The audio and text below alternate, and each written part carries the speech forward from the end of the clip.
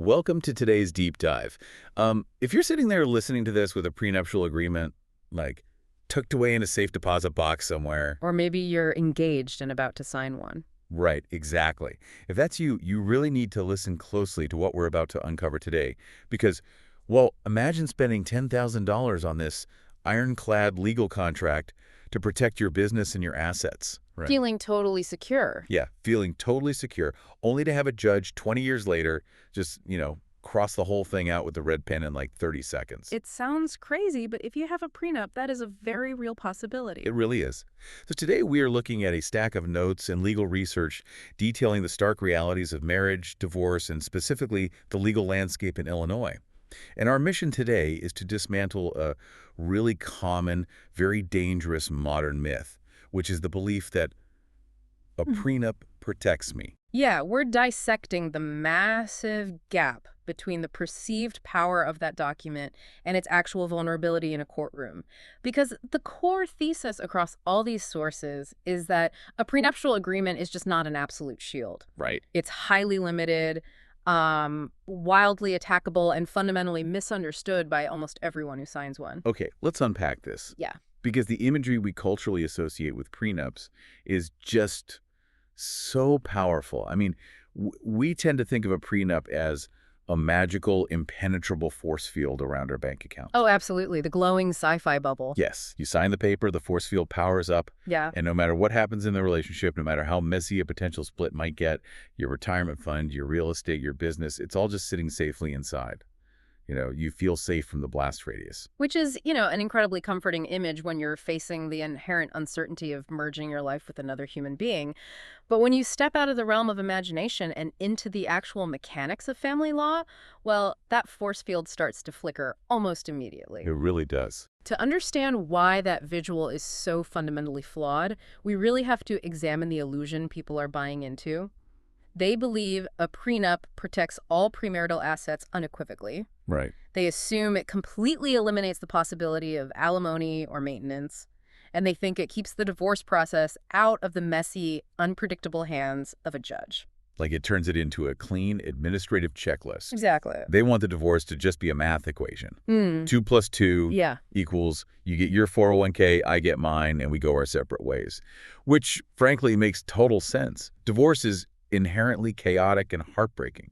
Of course, we want to believe we can reduce it to algebra. We crave certainty in the face of emotional devastation. And the sources capture that exact sentiment. They note, quote, "People think a prenup turns divorce into math. It doesn't. It's still a courtroom," end quote. Yeah. The legal system simply does not operate on pure mathematics when it comes to the dissolution of a human relationship. Well, wait a second. I have to push back on this premise right out of the gate. Okay. Because if I sit down of sound mind and sign a legally binding document with my partner, and we both have independent lawyers advising us, why wouldn't a piece of paper guarantee an outcome? Like, if two CEOs sign a complex merger agreement, the commercial courts uphold it, even if one of the companies ends up getting a raw deal. A contract is a contract, right? What's fascinating here is the assumption that a marriage contract and a business contract exist in the same legal universe. They really don't. They don't. Not at all. Yeah. They operate on two fundamentally different philosophical foundations. Family law does not treat marriages like corporate mergers. Okay, how so? Well, in commercial contract law, the state assumes two rational actors are negotiating at arm's length. If one CEO makes a terrible deal, bankrupts their company, and loses everything, the state generally considers that the cost of capitalist freedom. Right, you have the right to make a disastrous business decision. Exactly. So the state stays out of the boardroom, but they definitely do not stay out of the bedroom, or rather, the household. Because the state actually has a vested interest there. A massive vested interest. Family law is inherently paternalistic. The government cares very much what happens to its citizens in a divorce because the state wants to ensure that a divorced spouse doesn't become utterly destitute and reliant on public assistance. Oh, I see. If a commercial contract leaves someone broke, they file Chapter 11. If a marriage contract leaves someone broke, they might end up needing state welfare, housing assistance, food stamps. Precisely. Therefore, family law has equitable principles, fairness principles, built into its very DNA that simply do not exist in business law. Which means when we get married, we aren't just two independent contractors negotiating a private trade. We are participating in an institution that the state heavily regulates, Yes. and the state acts almost like an invisible third party to the marriage. That perfectly explains why the prenup isn't an ironclad business contract, because we aren't the only ones who hold the power at the end of the day. And that brings us to the ultimate reality check of Illinois law, and honestly, many other jurisdictions too. The judge retains sweeping, almost breathtaking discretion. Like, how sweeping are we talking? A family court judge can interpret the language of your agreement in ways you never intended. They can artificially limit its scope, or they can completely ignore entire sections of it if they believe enforcing it would violate those inherent principles of fairness. Wait, I want to make sure we're clarifying the mechanics of this for the listener. Because the idea that you can pay thousands of dollars for a legal document and a judge can just look at it and say, no, I'm overriding this, is kind of wild. How exactly does a judge justify throwing out a signed contract? They utilize a legal concept known as unconscionability. Unconscionability. Yeah, it is the primary weapon used to dismantle prenups. A judge evaluating a prenup isn't just asking, did both people sign this? They are asking, is this contract so wildly unfair, so extremely one-sided, that it shocks the conscience of the court? Shocks the conscience. I mean, that is an incredibly subjective standard. It is entirely subjective, which is exactly what makes it so dangerous to rely on. And here is the real trapdoor in the legal landscape. A judge in Illinois isn't just looking at whether the agreement was fair on the day you signed it. Okay. They are looking at whether enforcing it would be unconscionable at the time of the divorce. Oh, wow. That is a massive distinction. So the fairness test is applied retroactively based on present-day reality. Exactly. Let's walk through a tangible scenario from the sources to see how this mechanism actually plays out in court. Yeah, let's hear it. Imagine a couple getting married at age 25. They are both young, they have significant student loan debt, and no real assets. One is starting a tech company in their garage, and the other is going to medical school. Sounds like a standard young couple. Right. The tech founder asks for a prenup stating that each person keeps whatever they earn, waiving all rights to future alimony, and waiving any claim to the future growth of the business. Okay. At 25, that doesn't shock the conscience. It seems relatively equitable because neither of them has anything to lose yet. Right, they're basically dividing zero. Fast forward 20 years, the tech company exploded and became a multi-million-dollar enterprise.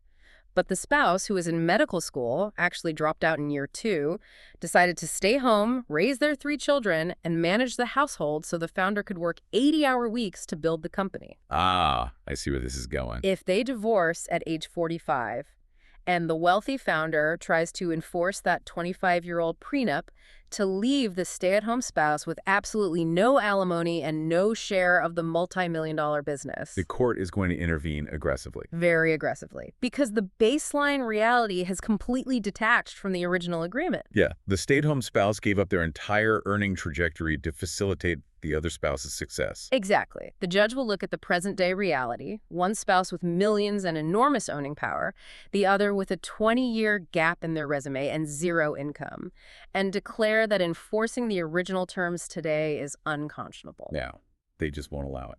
No, the judge will simply not allow one spouse to walk away with a fortune while the other faces potential poverty, regardless of what the paper says. So a prenup is less like a vault combination that definitively secures your assets, and more like, I don't know, a letter of recommendation to a judge, politely asking for a certain outcome. That is the most accurate framework you can adopt. It is a highly formalized piece of evidence. It's a strong suggestion to the court about what your intentions were at the start line. Right.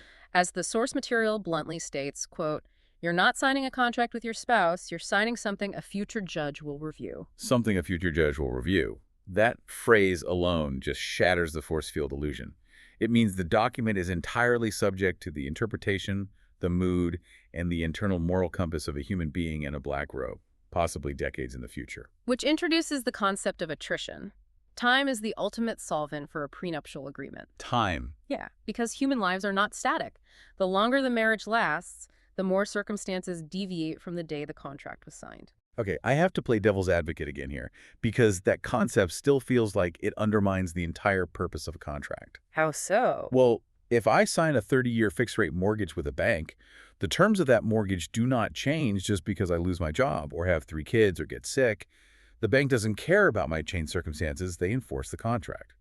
So why does the law punish the wealthier spouse and invalidate their contract just because time passed and life happened? Because a mortgage is a static loan against a static piece of collateral. A marriage is an active, evolving joint enterprise. Okay, fair point. When you lose your job, the bank doesn't step in to cook your meals, raise your children, or manage your household to keep you afloat. A spouse does. Yeah, that's... The law recognizes that the non-moneyed spouse contributes non-financial value that inherently alters the economic dynamic of the partnership over time. That makes total sense. It's like writing a software program for a very specific operating system. The prenup is the code, and your life at age 25 is the OS. I like that. But over the next 20 years, the operating system undergoes massive updates. You have kids. Someone makes a major career sacrifice to support a cross-country relocation. A chronic health issue develops that prevents one spouse from working. By the time you are 45, the original code is trying to run on a completely different system, and it just crashes. That software analogy perfectly captures the structural failure. Every major life event shifts the baseline fairness of the original document. Giving the judge more reasons to throw it out. Exactly. It creates more opportunities for a judge to find the code incompatible with the current reality. The sources issue a very clear warning regarding this exact mechanism.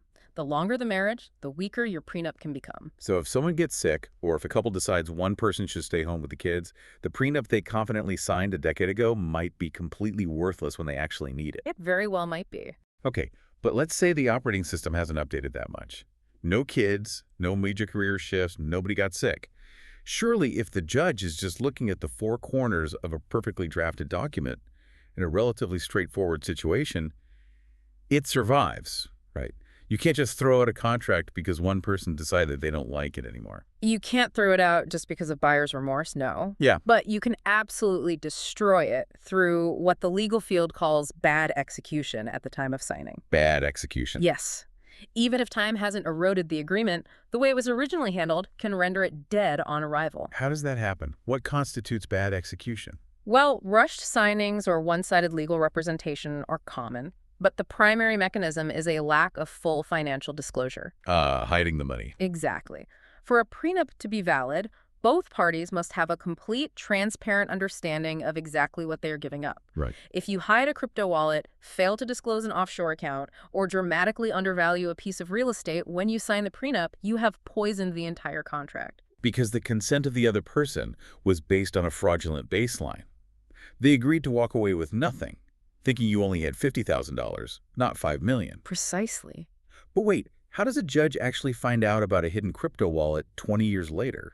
Through the mechanism of legal discovery during the divorce process. Oh, right. The lawyers get involved. Heavily. When a divorce gets contentious, the lawyers don't just take your word for what you own today. They hire forensic accountants. Forensic accountants, wow. They subpoena bank records, they trace wire transfers, and audit tax returns. If that forensic deep dive reveals that you were hiding assets back when the prenup was signed, the judge will invalidate the entire document. The consent was manufactured through deception. Which brings up another massive illusion we need to dismantle here, because people often assume that even if a prenup isn't perfectly bulletproof, it at least guarantees a fast, cheap divorce. Right, because the major decisions are supposedly already written down. Yeah, but if lawyers are hiring forensic accountants to dig through 20 years of financial history just to see if the original contract is valid, it sounds like you aren't saving any money at all. You are often spending significantly more. The sources explicitly state that legal fees can and will explode, even with a prenup. A prenup absolutely does not equal a cheap divorce. Because instead of just litigating who gets the house, you are adding an entirely separate layer of litigation. You are litigating the contract itself. Right. If there is significant money on the line, the spouse who stands to lose out will pay their lawyers to attack the prenup from every possible angle. They will fight over the meaning of specific, ambiguous words. They will argue about coercion during the signing. Claim circumstances have drastically changed and demand invasive financial discovery to prove the original disclosure was inadequate. So you are literally paying hundreds of dollars an hour to lawyers to fight over the piece of paper that was supposed to prevent you from having to pay lawyers to fight over your money. It is a meta-litigation that drains the very assets the document was drafted to protect. The irony is suffocating. It really is, and that leads to the most fascinating and frankly most dangerous aspect of this entire deep dive. Here's where it gets really interesting. It does. Because if prenups are this fragile in the face of time, so easily unraveled by bad paperwork, and so vulnerable to the sweeping discretion of a judge, then believing they are indestructible creates a massive hidden behavioral risk. So we are moving from the mechanics of law into the mechanics of human psychology. Exactly. The emotional core of the source material explores how the mere existence of this document changes human behavior. Yeah. The real danger isn't just that the legal document might fail in a courtroom, it's how the illusion of safety alters your decision-making long before you ever get to a courtroom. Oh, it's the concept of risk compensation. Like behavioral economists talk about this all the time, the Peltzman effect. Yes, exactly. When they introduced seatbelts and airbags into cars, people actually started driving faster and more aggressively. Because they felt safer, they compensated by taking greater risks, which ironically led to more accidents. The prenup is the marital airbag. The marital airbag. I love that. The sources argue that prenups give a false sense of security right before someone loses everything. They make people take wild leaps into marriages they otherwise wouldn't entertain. Think about the mindset of someone who truly believes the magical force field is impenetrable. They might meet someone, fall in lust, and marry them 6 months later without taking the time to truly vet their character, their conflict resolution skills, or their financial habits. They ignore glaring relationship red flags. They might see that their partner has massive undisclosed credit card debt, a gambling problem, or a habit of being incredibly secretive about money. But instead of pausing the relationship to address those foundational issues, they push forward thinking, whatever, it doesn't matter, my trust fund and my business are completely insulated by my lawyers. They operate with reckless overconfidence. And the tragedy of that overconfidence is that 10 years later, when the marriage inevitably implodes, specifically because they ignored those exact red flags, they walk into court expecting the force field to activate. But the judge looks at a decade of intertwined finances, changed circumstances, and the reality of the situation, and invalidates the prenup. And suddenly, the trust fund they thought was untouchable is being split down the middle. The very document they bought to keep them safe is the exact thing that encouraged them to walk blindly into danger, as the source material puts it so powerfully. The danger of a prenup isn't just what it doesn't do, it's what it makes you believe. The document precipitated the disaster. That is a terrifying psychological trap. It is. But look, I want to make sure we are providing a complete balanced view of the legal landscape here. We aren't suggesting that every lawyer drafting these is a scam artist or that no one should ever get a prenup. Based on the notes, what is the actual realistic utility of these documents? What do they actually do well? Well, when properly drafted, executed with full transparency, and continually updated, they are excellent tools for clarifying asset boundaries at the inception of a marriage. Okay, so setting a clear, documented baseline. Right. They can clearly demarcate what belongs to whom on day one, reducing ambiguity about which business was started before the wedding or which inheritance is separate property. That makes sense. Furthermore, they are incredibly effective in short-term marriages. If you get married and 2 years later you realize it was a massive mistake, a prenup is highly likely to hold up. Because the operating system hasn't had time to update yet. Exactly. The circumstances haven't drastically changed, so the judge is much more likely to enforce the original terms. And from a strategic standpoint, even a flawed prenup has to offer some utility in a negotiation, right? It does. It provides leverage. Even if your lawyer knows the prenup might not survive a full trial because of the judge's discretion, the other side knows litigating it will be incredibly expensive and risky. So that leverage can force a favorable settlement out of court. Exactly. So it's not a magical force field, but it might be a very thick wooden door. It won't stop a battering ram, but it will keep a casual intruder out, and it gives you time to negotiate. The crucial caveat, the neon flashing sign over all of this, is that they are a tool, a piece of evidence, and a negotiating tactic. They are never absolute protection. They're just one piece of a much larger, infinitely more complex puzzle. Precisely. So what does this all mean? Knowing everything we've just unpacked about the vulnerability of these contracts, the psychological traps, and the sheer power of the family court system, how should we fundamentally change our view of marital risk? It requires an absolute paradigm shift. If you think a prenup eliminates the risk of marriage, you fundamentally do not understand the system you are opting into. Right. You are trusting a static piece of paper over the dynamic mechanics of human life and the paternalistic power of the state. Because the final inescapable takeaway from our deep dive today is that the judge is the most powerful person in your marriage. Not you, not your spouse. Yeah. Certainly not your lawyer's paperwork. I want to highlight the final line from the research notes because it perfectly encapsulates the entire trap we've spent this time dismantling. It warns, if you're relying on a prenup to make marriage safe, you might be making the same mistake as everyone else, just with better paperwork. Just with better paperwork. I mean, that should give anyone pausing before signing on the dotted line a moment of intense reflection. Truly. If a legally binding document cannot truly protect your assets from the unpredictability of human life, time attrition, and a judge's sweeping discretion, then what is the alternative? How do you actually protect yourself? Well, the most profound realization you can take away from this is that the only real prenup isn't a legal document at all. What is it then?